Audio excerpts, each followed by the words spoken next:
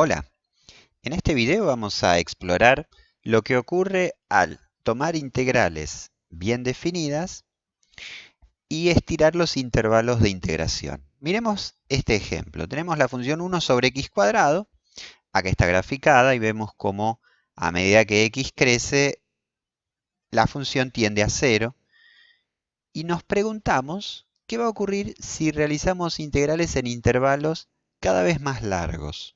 La función es continua en esta región y por lo tanto la integral siempre está bien definida.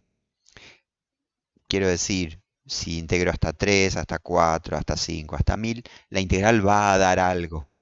Ahora, ¿qué va a ocurrir a medida que el intervalo de integración sea grande? Vamos a estar aportando cada vez más fragmentos, van a hacer que el área aumente.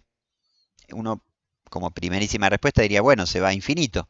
Pero por otro lado, esos fragmentos que se agregan son cada vez más chiquitos, porque el gráfico está cada vez más cerca del cero. Entonces, tal vez el resultado no tienda a infinito, sino que por el contrario se estabiliza en torno a algún valor. Veamos un poco qué sucede si estiro el intervalo de integración. Integramos hasta 100. Bueno, da lo que da. Si seguimos integrando, fíjense que apenas se mueven las últimas cifras decimales, es decir, se ve como muy estable esto. De hecho, si nos apuran un poco, diríamos, y esto parece tender a 1. Vamos a convencernos de que efectivamente eso es lo que sucede. Definimos una función a de t, es el área bajo la curva, desde 1 hasta t. Ese t es un t genérico.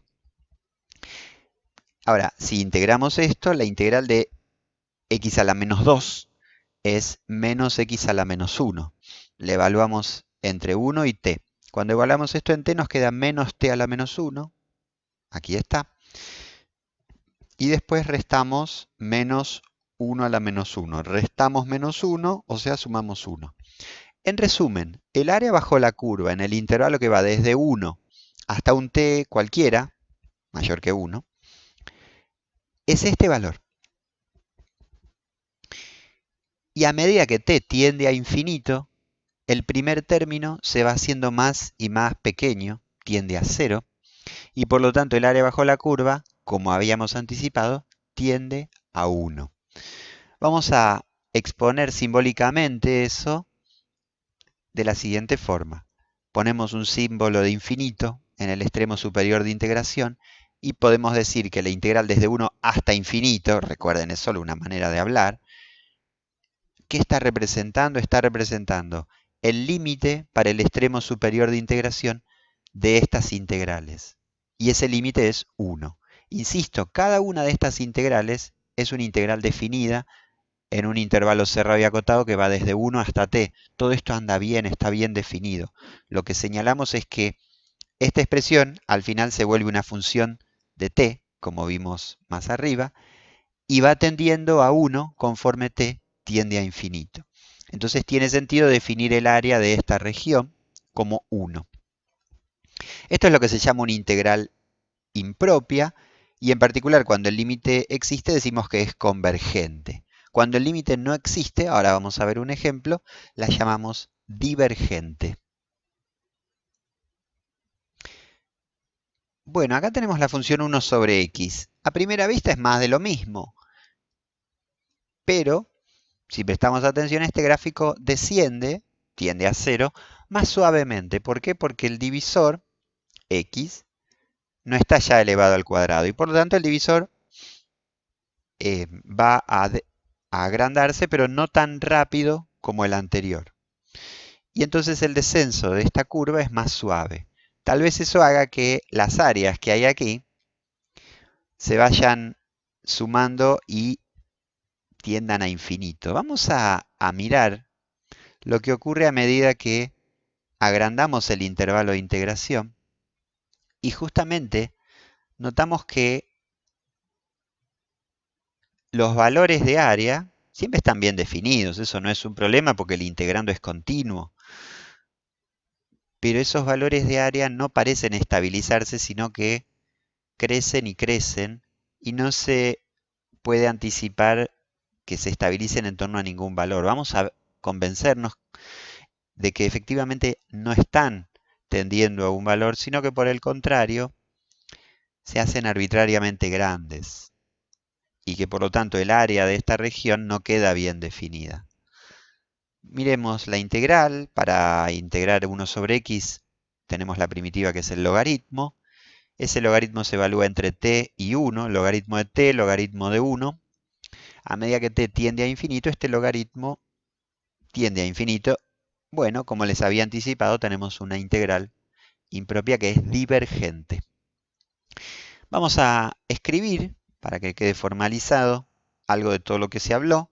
Vamos a llamar integral impropia de primera especie a este tipo de integrales en las que queda bien definida la integral desde a en adelante. Fíjense, decimos, si la integral existe para todo t mayor o igual que a, es decir, en cualquier intervalo desde a hasta t, la integral queda bien definida, entonces definimos esto como el límite de esas integrales, siempre que exista, por supuesto, el límite, como en el primer ejemplo.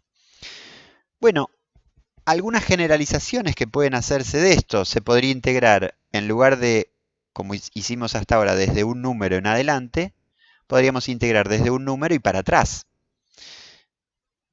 ¿A dónde nos va a llevar eso? Bueno, a una definición muy similar, no voy a detallarla.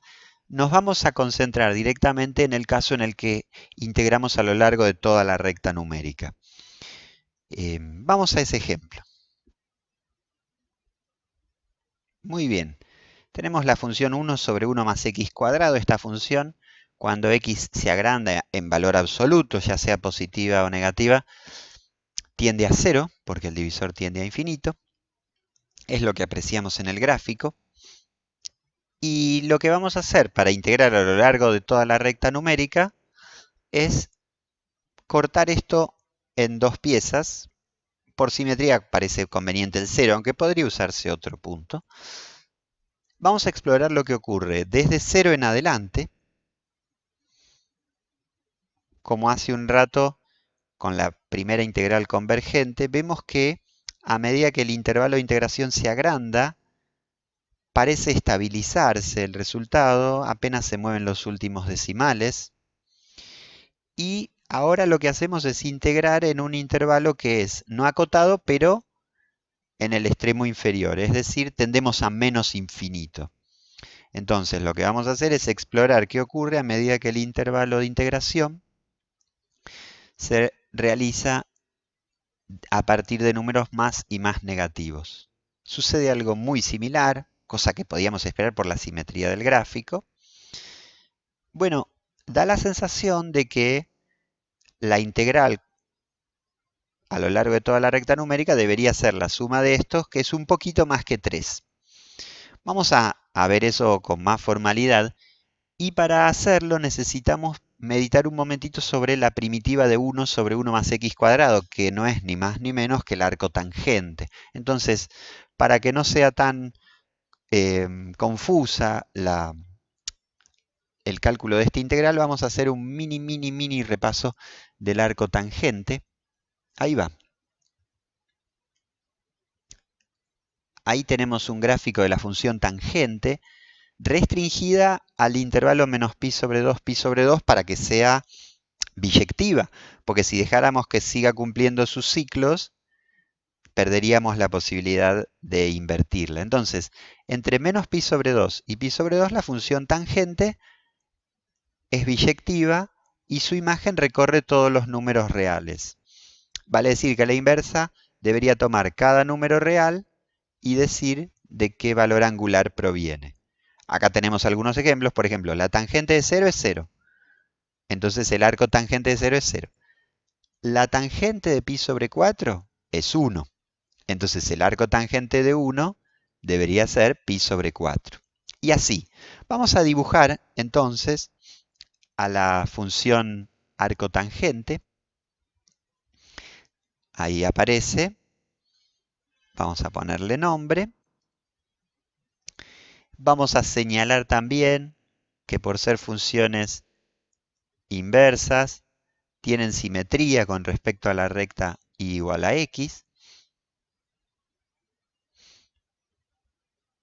Y quiero señalar una cosa más, que va a ser crucial para nuestra integral. Y es la siguiente.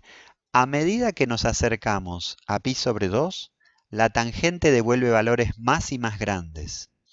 Entonces el arco tangente debería ser algo justamente inverso de esto, y es, para números reales muy grandes, el arco tangente debería devolver números reales muy próximos a pi sobre 2, que es lo que efectivamente podemos apreciar en la forma de estas dos asíntotas de la función arco tangente. Fíjense, a medida que los valores se hacen muy grandes, el arco tangente devuelve números muy próximos a este, que es pi sobre 2. Lo mismo va a ocurrir cuando miremos para valores grandes negativos, la función arco tangente va a devolver números próximos a menos pi sobre 2. Así que hechas estas dos aclaraciones, retomamos nuestro trabajo con la integral. Ahora sí estamos en condiciones de hacer las cuentas. Ya habíamos anticipado que la primitiva buscada es el arco tangente. La tenemos que evaluar entre 0 y t. Y después vamos a hacer que esa t tienda a infinito. Entonces, arco tangente de t menos arco tangente de 0. Arco tangente de 0 es 0. Y ya habíamos señalado cómo a medida que tendemos a infinito, el arco tangente tiende a pi sobre 2. De manera similar, cuando tenemos esta integral desde menos infinito hasta 0, lo que hacemos es evaluar el arco tangente entre 0 y t y hacer que tienda a menos infinito el extremo inferior de integración. El arco tangente, cuando le dan algo que tiende a menos infinito, tiende a menos pi sobre 2. Con el cambio de signo queda pi sobre 2. Y entonces, como estas dos integrales convergen, vamos a decir que la integral a lo largo de todos los números reales es la suma de estos dos, que es pi. Como ya habíamos anticipado, habíamos dicho que la suma nos estaba dando algo un poquito más que 3. Vamos a ordenar todo lo que se dijo recién de esta manera. Las integrales impropias de primera especie, en el caso en que se pretende integrar a lo largo de todos los reales, requieren lo siguiente. Si para algún número, en nuestro ejemplo fue el 0, pero podría ser otro, si para algún número a son convergentes tanto la integral desde menos infinito hasta a, como la integral desde a hasta infinito, entonces definimos la integral a lo largo de todos los reales como la suma de esas dos.